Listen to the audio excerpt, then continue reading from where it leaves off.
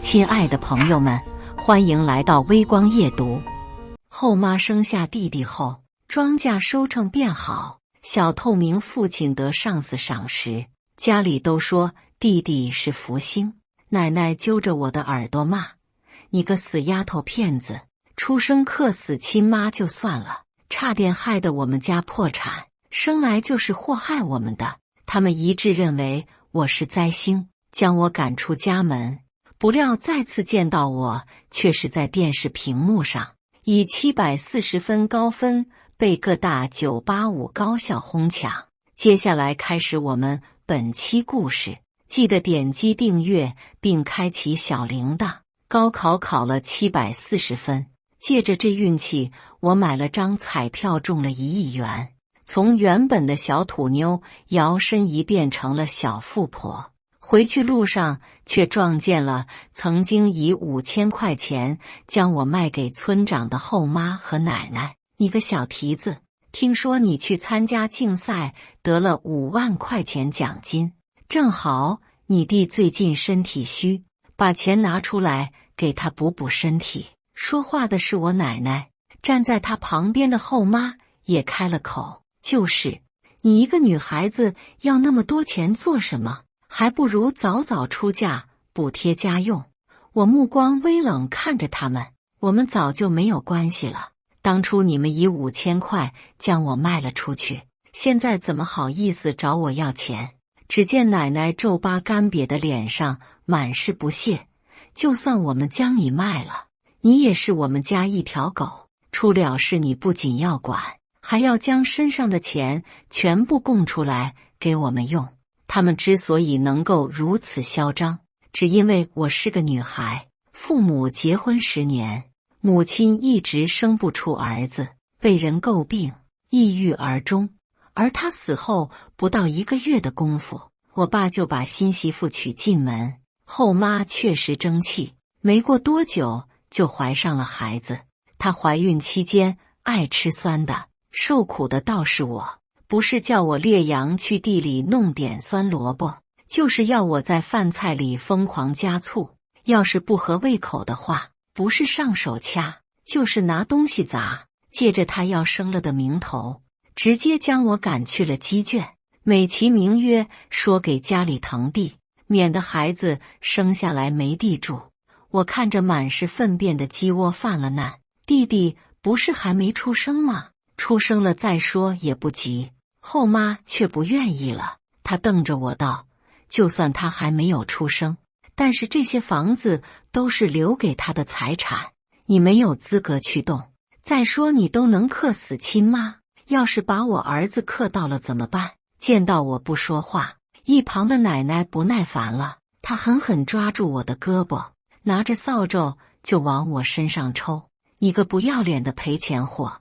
我还在这呢，你就想霸占你弟的房子？我要是走了，你还不得翻了天啊！”被逼无奈，我收拾了东西，搬进了鸡棚里，一住就是好几个月，直到后妈生出了个儿子，我才被重新带出来。想到这里，我冷了声看着眼前胡搅蛮缠的两人，别说5万块钱，就算是1分钱，我也不会给你们。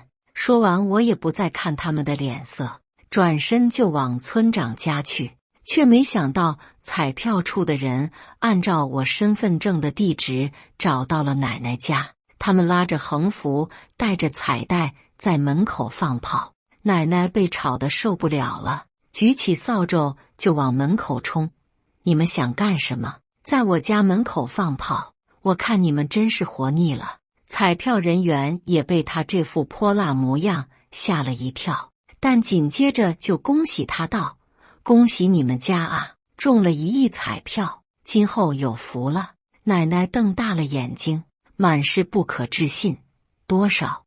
我们家真的中了彩票啊！哈哈，这下可走运了。”突然间想到之前父亲提过一嘴自己走运的事情，当下便以为是父亲买的。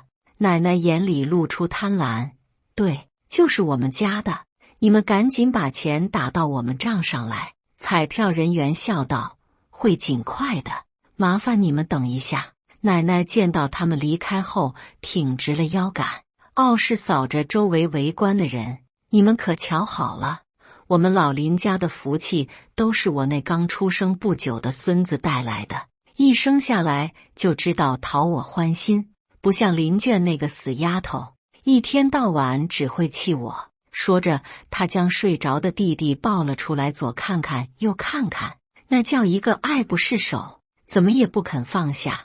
在村长家吃饭的我听到了这个消息，不由得冷吃。他们还真以为那笔钱会是他们的了。与此同时，父亲也赶了回来，听说了这件事，他心里有点疑惑。上次自己买的彩票明明没中奖啊，难道是因为工作人员看错了？但一想到平白无故能得到1亿元，便立马将这些疑问抛至脑后了。他看向襁褓中的弟弟，满是欢喜，又顺带提了一嘴工作上的事，说今天被领导赏识，直接升职了。本来他只是公司里一个透明的小职员，今天却突然走了狗屎运，被领导注意到了，还提拔成了组长，工资也往上翻了不少。奶奶听到这些，更是掩饰不住对弟弟的喜爱。哎呦，肯定是这小福星给我们家带来的福气，当真是奶奶的宝贝孙子。他抱着弟弟的模样，就像捧在手心怕碎了，放在嘴里怕化了。恰好碰到了我回来拿之前放在屋里的东西，看见他们这副模样，我忍不住凑了上去，想看看弟弟长什么模样，却被我奶一把扯开。他狠狠瞪了我一眼，道：“你个晦气丫头，之前在鸡窝里住了那么久，身上都是臭味，要是熏到我大孙子了怎么办？还不快滚远点！”听到这话，我爸脸色一变，生怕我身上的晦气传给他的宝贝儿子，连忙呵斥道：“你赶紧走，别把你身上的晦气带到我儿子身上来，不然我要你好看！真不知道我上辈子是倒了什么霉，居然生出来你那么一个灾星！”我的眼睛瞅了瞅襁褓中的婴儿，讥讽道：“看一眼又不能掉根毛，还能把他的福气给看没了不成？”奶奶当即黑了脸道：“看什么看？你也配看我宝贝孙子？要是把他吓哭了，当心我把你的眼睛给剜下来！还不走，杵在这里做什么？”看着他们面对我那副如临大敌的模样，我心里更是无比的寒心。明明我也是林家的孩子，为什么对待弟弟的时候他们那么温柔，面对我却像变了个人一样？看着他们一家其乐融融，我就好像个局外人一般。奶奶为炫耀得了那么一个重孙，回村后便大摆宴席，邀请全村人去吃酒，不仅给在场的人都发了红鸡蛋，还说给他们沾沾重孙的福气。不少人得了鸡蛋，都纷纷恭贺奶奶终于如愿以偿，有了孙子。我看着不远处不断朝我靠近的奶奶，直到她站到我面前，见到是我，脸色一变，没了刚才的和蔼。死丫头，红鸡蛋也是你能吃的东西吗？还不快滚回去！就知道在外头丢人显眼。周围人听到后都嗤笑道：“他亲妈就是被他克死的，也不知道有什么脸来讨鸡蛋吃。”你别说，老林家新娶回来的那个居然没把这丫头丢出去，也不怕克死他儿子。谁知道呢？这丫头都这么大了，再养养，用来换彩礼也是好的啊。哎，村长之前不是看她可怜，收养了她吗？她看上去也没有什么特别的啊。你说会不会是给村长屋里常年见不到面的儿子冲喜的？我霎时听不下去，猛地一拍桌子：“村长是个好人，你们嘴那么多，爱在背后议论人，干脆也别干活了，蹲在村门口说爽去。”一旁有人不爱听了，站出来指着我不满道：“你以为你自己多好，花了村长那么多钱去读书，你倒是拿出个成绩看看啊！我看你不只是灾星，还是个败家娘们，谁娶到你谁倒霉。村长资助你，那是你可怜，你还自己装上了。也就在此时，村长突然走了过来，他锐利的眼神扫向周围，其他人瞬间噤了声，不敢再多说一句话。你们都在瞎吵吵什么？我资助林卷，他是个什么样的人，我自有定夺。倒是你们真是吃饱了撑的。还有林卷他奶，林卷这次要是考上大学了，就是家里的大学生了，那是全村的荣耀。我奶脸色一沉，读书要钱多，他看着就是个脑袋不灵光的，我可没有钱供他去读什么大学。后妈听见声也走了过来，在一旁附和道：有这个钱，还不如买点好吃给我儿子补补身子，没准以后还是状元郎呢。留给这小丫头片子有什么用？我忍不住说道：弟弟能当状元郎，我也可以做到。奶奶嗤笑道：就你还想当状元郎？还是想想怎么做一个贤妻良母，嫁过去不给夫家丢人吧。你知道我家中了1亿的彩票，那是你不管读多少书都赚不回来的吧？要是想和我们一起享受这1亿块钱，就断了你脑子里那些想法，滚回来为我们做牛做马。我只觉得好笑，他们凭什么觉得这1亿彩票一定会是他们的呢？当初我住进村长家的时候，这消息传进了我奶耳朵里，本来并不放在心上，只是听到村长要送我去读书的消息就变了脸色。他气势汹汹来拍村长家的门口骂道：这是我家的孩子，我说了不许送他去上学，就是不许去。一只山鸡还想飞上枝头变凤凰不成？看见村长带我出来，更是不客气地将我拽到身前。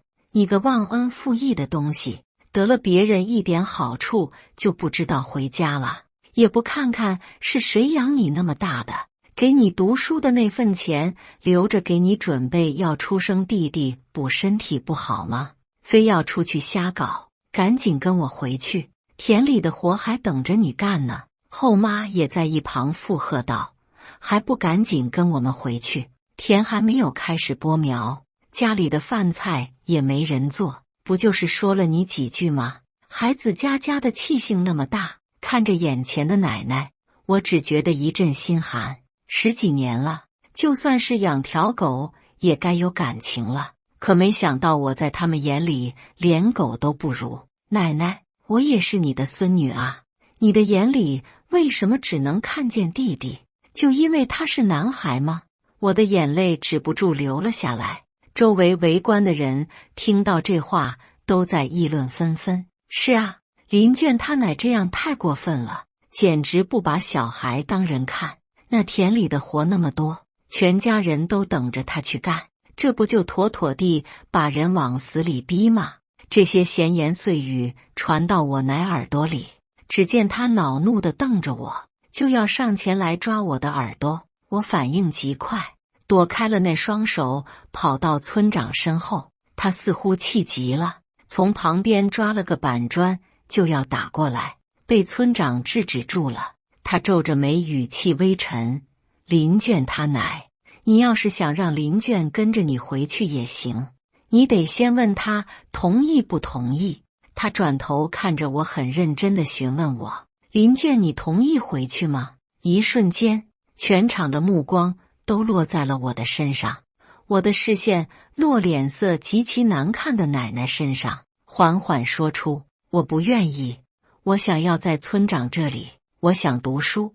奶奶气得脸色铁青，指着我道：你个忘恩负义的白眼狼，也不看是谁把你养那么大，要不是我，你出生就已经死了。村长看不下去了，站出来为我说话道：你不准人家去读书，还不给人家找新的出路了。奶奶，你一直都说是我克死了我妈，你就不怕我回去把弟弟克死了吗？我拿准了奶奶他把弟弟当成命一样护着，一定舍不得他出一星半点的差错。果然，我奶踌躇了。就在我以为事情迎来转机的时候，却见后妈嘀嘀咕咕，不知道对奶奶说了什么。我奶立马叉着腰大喊道：“村长，你送这小贱胚子去读书有什么用？既然你想帮助我家，那不如就把他那份读书钱留给我孙子。是啊，他看着就是烂泥扶不上墙的，要是到时候将煤气传给你家就不好了。”说完，不顾村长的阻止和我的反抗，硬将我拖了回去。我奶将一堆脏衣服扔到我的身上，趾高气昂道：“这些衣服都还没有洗，你快点拿去洗，要是洗得不干净，今晚就别吃了。”见我闷声不说话，他扯着我的耳朵不满道：“你个吃里扒外的狗东西，出去一趟回来还给你怄气了是吧？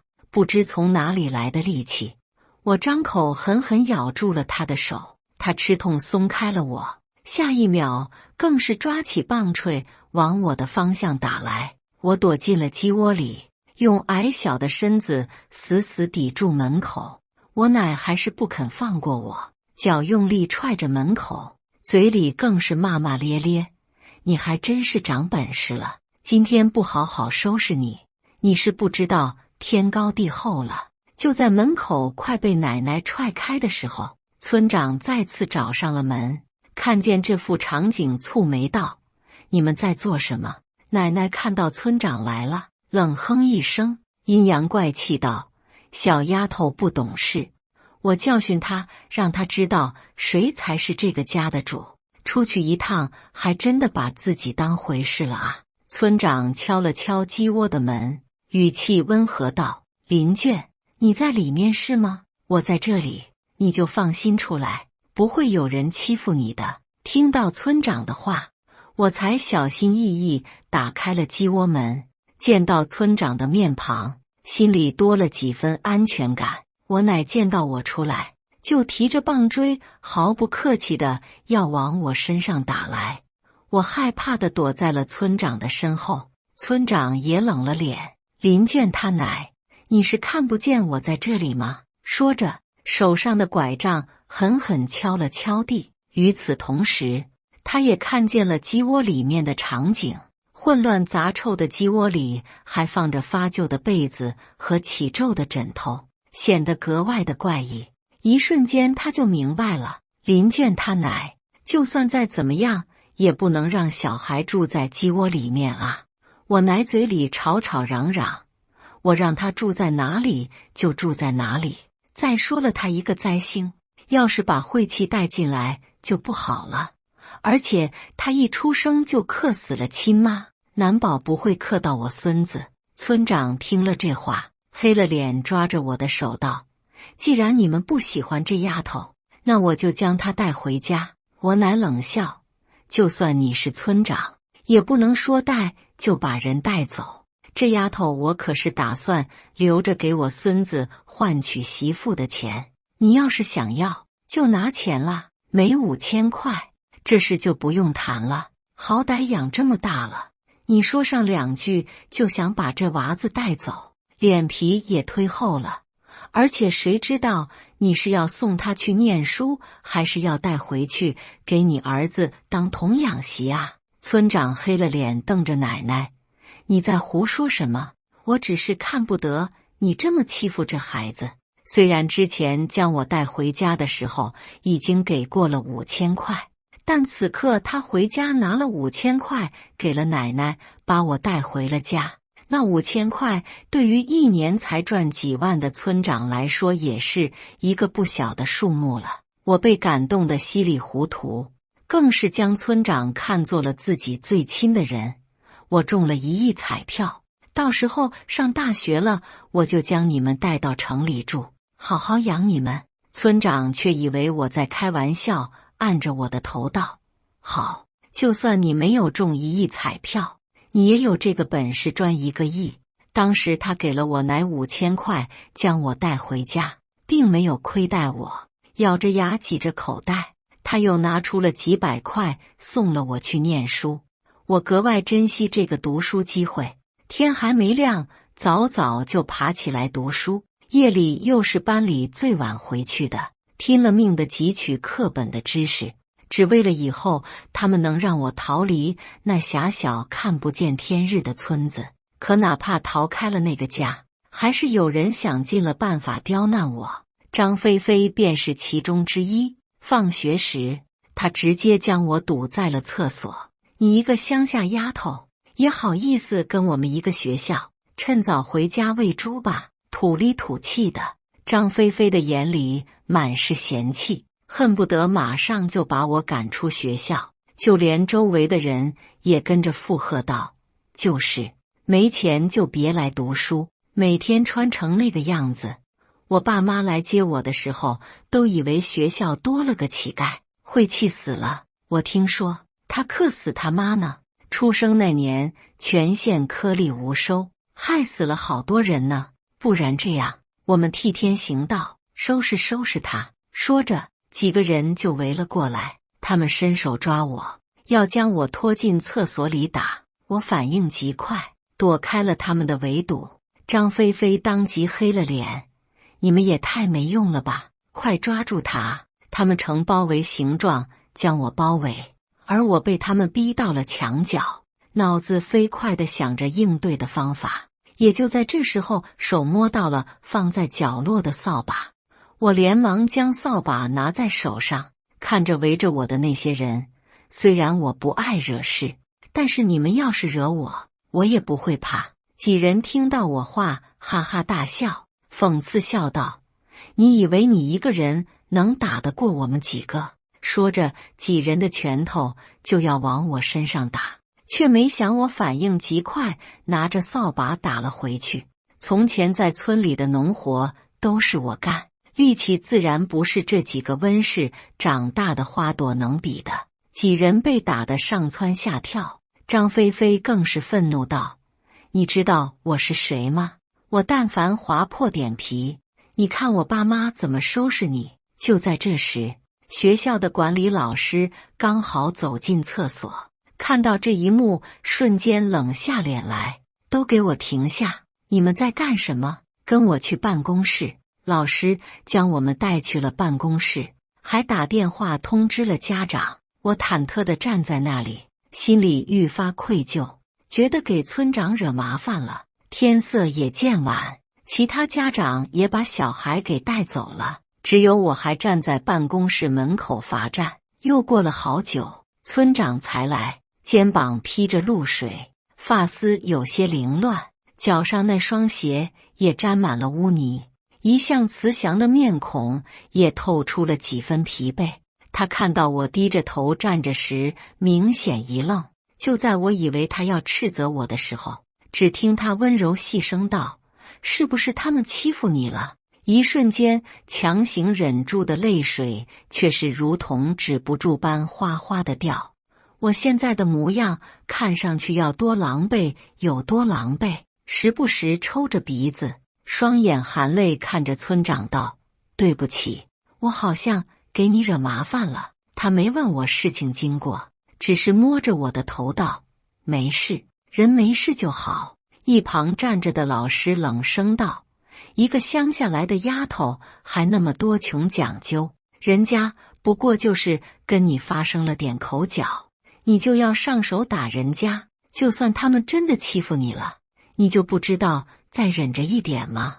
我突然失去了反抗的能力。是啊，只是发生了点口角而已。正想着，就听到村长为我说话：来这里就是为了读书，我们是乡下人，没有文化，但只一点，被欺负了没有还要忍气吞声的。林卷，你想做什么就做什么，村长为你撑腰。这一刻，我强压下的委屈再也控制不住，全然崩塌。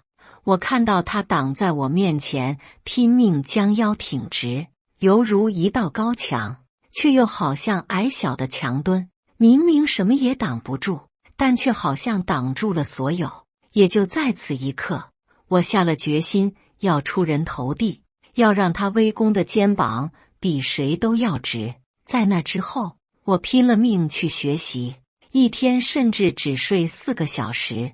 有时候我顶不住了，就一个人跑到角落哭，哭累了又站起来继续学。好在成绩并没有辜负我。高考成绩出来那天，我以740分的成绩突破旧成绩，成了全省状元。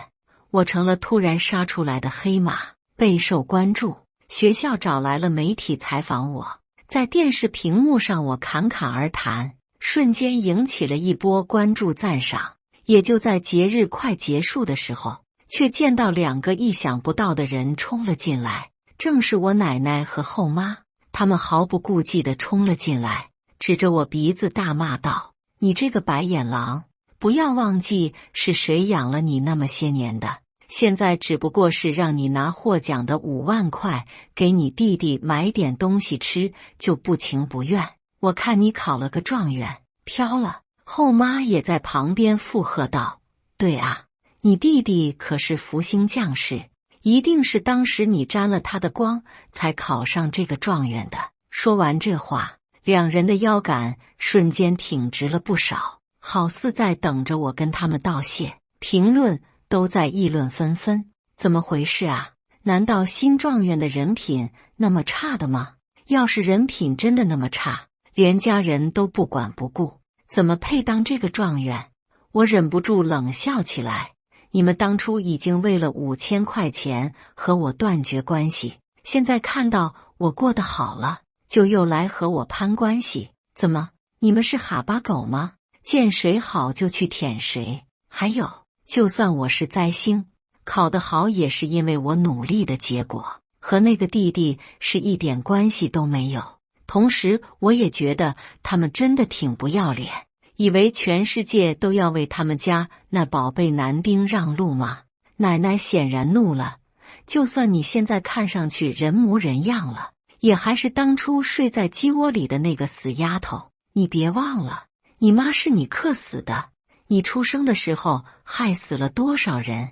说着，她狠狠往我身上吐了口唾沫。你个小贱胚子，别给脸不要脸，百事孝为先。既然你不知好歹，那就别怪我不客气。奶奶朝镜头是大哭又大喊，当初我们养她那么不容易，后面家里实在困难了，才要那5000块。这些年来，我们强忍着不去看她，就怕耽误她念书。要不是我们，她能有现在的成绩吗？现在不过是让她以后帮衬点弟弟，就要和我们翻脸，也不想想当初她克死亲妈的时候，是谁不嫌弃将她抱了回来？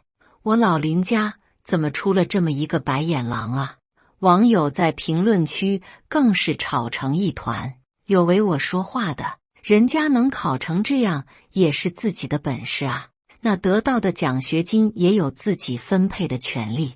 但是更多的是骂我的，家里养大他不容易，这种吃里扒外的白眼狼，要我一生下来就给他腻了。要是这种品行不好的人都能上大学，我绝对打举报电话举报。他可是个灾星，他家人送走他也是为他好啊，要不然这不得把全家都克死。我看着这些弹幕更是气得发抖。这些网友不知道事情真相，就在这里乱说。但很快我便保持了冷静，盯着他们道：“给你们5万也不是不可以。”闻言就见他们脸上闪过欣喜，紧接着随着我的一句话骤然黑了脸。但是你们要负责我接下来上大学的所有费用。奶奶更是直接坐在地板上大哭道：“哎呦，我的好儿媳啊！你早早就死了，也不知道你留下的这个女儿，她就是个白眼狼，竟然对我们不管不顾，一点亲情都不念了。她上大学这是要花好10几万啊，这要把我们往死里逼啊！我劝你最好将你那5万块钱全交出来，不然我可不会这么轻易的放过你。”我将节目组准备的矿泉水拧开，朝他们泼过去。现在你们清醒点了吗？2人被泼得全身湿透，看上去滑稽又狼狈。奶奶更是愤怒地指着我道：“好好好，你好得很，看来今天不给你点教训，你是分不清东南西北了。”说着，她撸起袖子就要动手。后妈更是在旁边阴阳怪气道：“以为考上个状元就把自己当回事了，也不看看自己是什么东西。这5万块钱用在你身上就是浪费，还不如拿去给你弟弟准备以后的老婆本。哦，你以后还得给你弟弟出学费买房子，这样也能让你弟弟庇佑你这个灾星，不至于将晦气传给别人。要不然啊，就你那晦气样，说不准刚出门就被车给撞死了。”看着他们这副理所应当的模样，我实在想不通，到底是谁给他们的自信，让他们觉得我可以随意任他们拿捏。我冷嗤道：“我看你们是白日梦做多了，还没睡醒。就他也配让我出钱养他？他是你们的宝贝，可不是我的宝贝。”后妈脸一变，不耐烦道：“我可告诉你，多少人想给我儿子钱，我还不要呢。我劝你不要不识抬举，而且我们加中了1亿彩票，到时候也能让你沾沾光。”我挑眉嗤笑道：“你还真以为那1亿彩票是你加中的？那是我中的。”奶奶瞅了一眼我，不屑冷哼道：“就凭你也能中1亿彩票？我可不信。这是我大孙子给我带来的福气。”见到他们这副嘴脸，我直接拿出了手机，拨打了彩票电话。那边很快就接起了：“喂，是林娟小姐吗？你的1个亿什么时候兑换呢？”电话那头传来的声音瞬间让整个直播间都安静了片刻。过了许久，网友猛地闹翻了：“我靠，真的是1个亿啊！那林娟这人岂不是前途一片光明？要成绩有成绩，要钱也有钱。他奶奶一家说他是灾星，哪个灾星能中1个亿啊？这不是妥妥的福星吗？他那个弟弟现在可能还在家里等着喂奶，哪里有林娟能干？”奶奶也白了脸，不可置信看着我：“这明明就是我儿子中的彩票，怎么会是你的？”他上前就要抢走我的电话，却被我侧身躲过。他看我的眼神犹如灭族仇人般：“这一定是你的什么小手段，还不快点将我们家的1个亿还回来！”我一巴掌扇了过去，骂道：“你也配！当初让我住鸡窝，1天24小时，让我在田里待15个小时，还得任劳任怨地做保姆伺候你全家。现在看我日子好过了，就想起我了。别说1个亿和那5万，1分钱我都不会给你们。”骂完了这些话后，心情更是难得的舒爽。评论听完这些话后，更是纷纷表示心疼我：“小姐姐好惨啊，居然有这种吸血鬼的家人，还闹到电视前面来，真是不要脸的。这种家人活在地球上就是浪费空气。”我支持小姐姐，小姐姐做得对。一时间风评变幻，奶奶和后妈成了全网的罪人。变故就在一瞬间。此时警察闯了进来，出现在他们的身旁：“你好，请问是林娟的奶奶吗？”奶奶看到是警察，以为是来给钱的，笑着挤到旁边：“是，我们是林娟家属，是不是要来给奖金的？林娟人小，拿不得那么多钱，就让我们替她拿了。”说着还狠狠瞪了我一眼。林娟这小孩真是撒谎都不打草稿了，你们将他带回去好好管管。警察却迷惑道：“我不是来发什么奖金的，既然你们是林娟的家属，那就跟我走一趟吧。”奶奶和后妈彻底傻眼了。后妈不满开口问道：“我们又没有犯什么错，凭什么让我们去警局？”警察蹙眉看着他们：“你们2个人侵犯了林娟的个人隐私，还私下传播谣言，现在我们有权利强行将你们带走。奶奶更是愤怒地瞪着我，恨不得上前将我吃了。你个贱胚子，真把自己当一回事了！你看我回来怎么收拾你！说着，还往我所在的地方吐了口水。我冷笑道：“你们要是出来，也得看看有没有这个本事收拾我。我还有2个月才满18，你们现在对我就是虐待未成年。先好好想想，你们应该会在牢里待多久吧？”他们2人这时才慌了。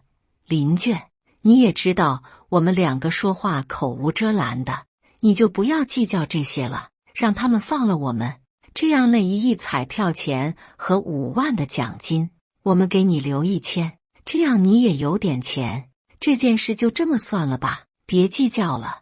我只觉得无比荒谬，眼前的2人的模样滑稽又可笑。我冷笑道：“你们凭什么认为我会给你们留钱？你也照镜子看自己配不配？”他们脸色一变，吼道：“你这个小贱蹄子，不把钱留给我们，难道留给那糟老头子吗？我们是养了你10几年，这份钱本来就应该是我们的。”我看着他们嘲弄道：“他不配的话，你们就配了吗？也不看看你们是什么东西。就算他只是养了我几年，也比你们养了我10几年要好得多。”我看到他们的脸色一寸寸的变白变铁青，我勾了勾唇道：“既然你们不服气，那不如到时候进去了和警察好好说说你们的冤屈。”说完，我转头就走，只剩下他们脸青一阵黑一阵的站在那里。警察很快给他们扣上手环，将他们带走。只是我怎么也没想到，隔日我爸就找上了我，他目光沉沉，看着我仿佛有散不开的阴郁。我听说自从他升职过后赚了点钱，就开始沾上了赌，原本的钱全部亏了进去。但是即使这样子，还毫不收手，将希望寄托在那一直没有到账的1亿块钱上，甚至还自信自己一定能将这些钱全部赚回来。果然，下一刻就见到他开口：“你的事情我已经知道了。那彩票既然是你中的，4舍5入也算是家里的钱，你就别和你奶和后妈置气了。还有你那奖学金放着也是没什么用，既然你不愿意给你奶，那这钱就给我吧。”他说的理所当然，仿佛那些钱已经是囊中之物一样。我蹙眉道：“这份钱是我拿去做学费用的，不能给你。”他撇了撇嘴道：“女孩子读那么多书干什么？有什么用？既然你之前想要证明你自己，现在也考上状元了，也证明了自己，那这书再读下去也是浪费钱。”我看见他吞了口水，搓手道：“你把这些钱给爸爸，爸爸就能把这些钱翻倍给你，到时候不只是1亿、2亿、3亿都有可能。”我看着眼前越陷越深的父亲，只觉得无比的失望。从前我被欺负的时候袖手旁观就算了，现在就连我读书的钱都要拿走，这还是我心里应该为我撑起一片天的父亲吗？从前你都没有尽过任何做父亲的义务，现在还想要我对你尽子女的义务。他有些恼怒，就算我曾经对你再怎么不好，我也是你父亲，我有权利管理你的钱。我似笑非笑，指了指不远处往这边来的警察：“你还是先想想怎么解决你接下来的麻烦吧。”与报警来抓奶奶2人的警察不同，这次来找父亲的警察穿着特警的服装。父亲看到他们的第一反应便是跑，但接下来就被狠狠摁在了地上。也是这次抓捕，我才知道父亲犯的错到底有多少。不仅吃喝嫖赌，还参与了贩毒。他被押走的时候，看着我大骂道：“肯定是因为你这个灾星，我才会这么倒霉的。你就不该出生，你怎么还不死？”我盯着他冷冷道：“我没有做任何对不起你或者对不起家里的任何事。我凭借自己的努力考取了状元，现在我站在这里，就是为了告诉你，这10几年来一直戴在我头上的这个灾星的帽子是假的，是莫须有的。我看着满是粪便的鸡窝犯了难，我因现在落到这个地步，完全就是你们咎由自取。我没有再理会他看向我愤恨的目光，抬脚离开了。我拿着那5万块钱去上了大学，又将我的1亿块钱拿了出来，在城里买了套别墅，置办了家公司，把村长一家从乡下接到了城里住。而我在接触计算机后，天赋被老师发掘，还没毕业就举荐我到了一家世界500强企业，我的人生也开始顺风顺水起来。不仅如此，村长拿着我的钱开了家书店，生意也十分的火爆。村长整理着那些书籍，笑着对我说道：“之前他们说你是灾星，我看他们分明就是在胡扯，这明明是我们家的福星。”也就在这一刻，我感觉到这些年做的所有都有了一个完美的结果。后来听说奶奶和后妈被释放后回来，发现家被父亲给抵押卖出去了，他们没有别的办法，抱着弟弟去投奔其他亲戚。但是早些年奶奶得罪过很多亲戚，所以现在也没多少人愿意欢迎他们。后妈没了办法，只好扛起家里的重任，代替父亲去支撑家里。奶奶没了出气筒，开始疯狂给后妈使绊子。终于她忍不住了，在一个雨夜拿刀杀死了奶奶，看到害怕的跑到楼顶，一跃而下。第2天尸体被发现的时候，弟弟还窝缩在角落里睡觉，丝毫不知道亲人已经没了。谁家都不愿意接手那么一个烫手山芋。后来他就被送到了孤儿院，再后来的事情我也不知道了，因为我现在住着豪宅，不愁吃喝，还有人管我叫董事长。我看向正在厨房忙碌的村长，还有他媳妇，甜甜地叫了一声爸妈。感谢大家的观看，本期故事精彩吗？欢迎大家在下方评论区吐槽。如果你喜欢这类故事，记得点击订阅微光夜读，并分享给更多的人，这会对我帮助很大。再次感谢大家的观看。